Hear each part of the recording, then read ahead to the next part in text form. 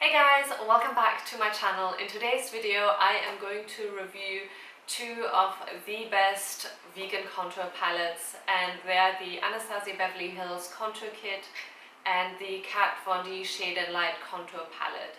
And I'm going to do a comparison between these two and talk about the different aspects. I will be doing swatches as well, so you can see side by side what the shades look like of both palettes. I will also be applying these products on my face, so on one side of my face I'll be using the Anastasia Beverly Hills contour powders, and on the other side I'll be using the Kat Von D powders, so you can see a direct comparison on my face as well. Now moving on to the comparison, I have both palettes here with me. I'm going to start off with the Anastasia Beverly Hills Contour Kit. I got the light to medium. There's also another one, I'm not sure what it's called, but there's one for darker skin tones. This palette cost me £42 on Koja Beauty. In this palette you get 6 contour shades and also highlighting shades. You get a total of 18 grams of product. Each of these tiny pots are 3 grams. I also did a cost breakdown. You get 6 powders, which are 3 grams each. So each powder would be £7, or 1 gram of powder would cost you £2.30. The Kat Von D Shade and Light Contour Palette, I think this one only comes in one shade option. And this one retails for £37. Now it also contains 6 shades. You have 3 highlighting shades and you have 3 contour powders. You can see the contour powders are a lot bigger. They are 4.5 grams each. So each of these big powders cost around £8.16, whereas the highlighting shades, they are 2.3 grams and they cost £4.17 each. The packaging, as you can see, is a little bit different. The Kat Von D palette comes in a plastic packaging. I don't know if you can hear. On the back you have the names of the shades, and this packaging can be reused. So once you finish the powders, you can actually, there's tiny holes at the back, so you can push out the pans and then replace them with new ones. Inside you get a mirror as well, although I don't think the mirror is that great, to be honest. It's a little bit foggy when I look into it, and quite frankly I never use these kind of mirrors in the palettes anyway, so I'm indifferent about the mirror. The Anastasia Beverly Hills one is a cardboard box. Is it, would you say cardboard? Not cardboard box, but it's made out of cardboard. It doesn't have a mirror, although I'm surprised because for that price point I would have expected at least a mirror in this as well. But again, it doesn't bother me too much. It might bother some of you though. And this one doesn't have the names of the powders, although let me check. I found the original sleeve it came in, so this is what it looks like, and it has the names of the powders on that cardboard sleeve. I'm going to start off the swatches with the Anastasia Beverly Hills Contour Kit. Starting off with the lightest shade, Vanilla. This is it. Then this next shade is called Banana. Next up we have the shade Sand, and this one is the only shade that is not matte. It has a little bit of sheen to it. Then with the contour powders I'm going to start with Java. Next up we have Fawn. Then the last shade of the Anastasia Beverly Hills palette is Havana. Now I'm going to swatch the Kat Von D Shade and Light Contour Palette. I'm going to start off with the shade Lucid, which is the lightest shade of the palette. Then we have Lyric, which is this yellow tone powder.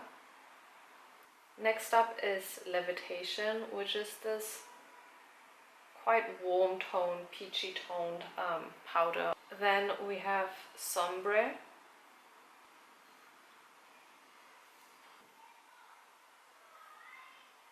Shadow Play, and last but not least, Subconscious, which is the darkest shade. I'm just going to do a little rub test to see how well these powders stay on my skin.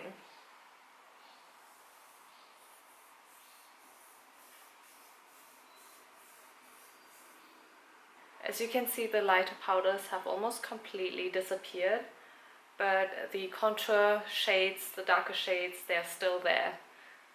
For my face, I will be using the Kat Von D Shade and Light Contour Palette on this side of my face and the Anastasia Beverly Hills on the other side of my face. I like to use this shade right here, which is called Subconscious, and mix it in with Sombre. So I just tap in a little bit of this powder and then also do a light tap on this. Brush off the excess on the back of my hand because these shades are actually quite pigmented, so if you use too much powder, your face will end up looking quite muddy, and obviously that's not what you want. By the way, I haven't used any contour on my face. I just did my foundation and that's it. For my jawline, I like to go in with the deeper shade Sombre because it just helps to create more depth for this double chin. So I just go in with that to hide my double chin and to give the illusion of a nicer, more defined jawline. And then I also go in with the outer shade right here, Subconscious again, just to blend it out a bit, and then it's not as harsh. Can you see the difference?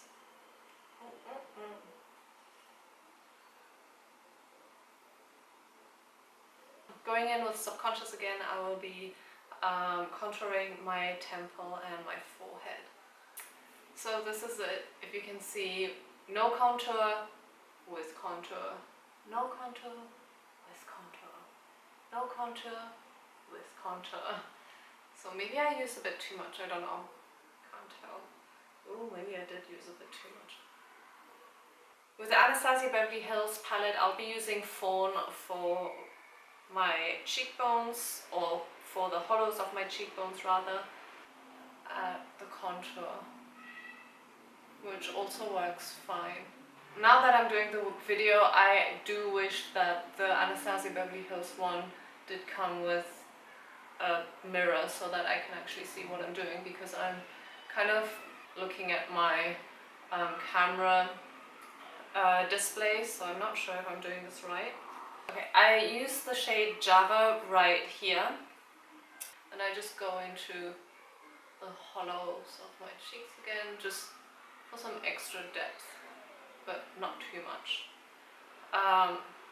Now using Java again, I will be going around my jawline to define it a bit more.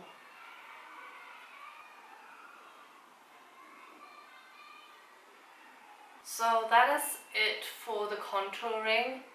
As you can see, the Kat Von D one is a lot darker. I think I might have put a little bit too much on it as well, and the Anastasia Beverly Hills is more subtle. Both contour palettes are highly pigmented and are super long lasting, so I never had any problems of the powders wearing off during the day. But ultimately, I think I would choose the Anastasia Beverly Hills contour kit palette simply because I travel a lot. Both palettes are equally amazing.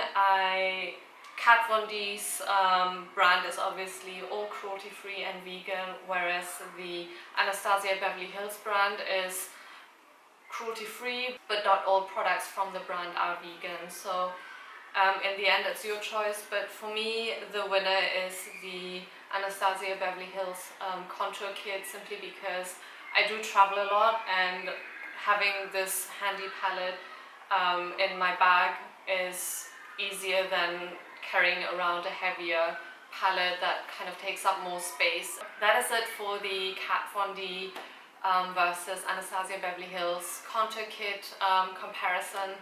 I hope you liked it, and yeah, stay tuned for more. Thank you so much for watching, and I'll see you next time. Bye!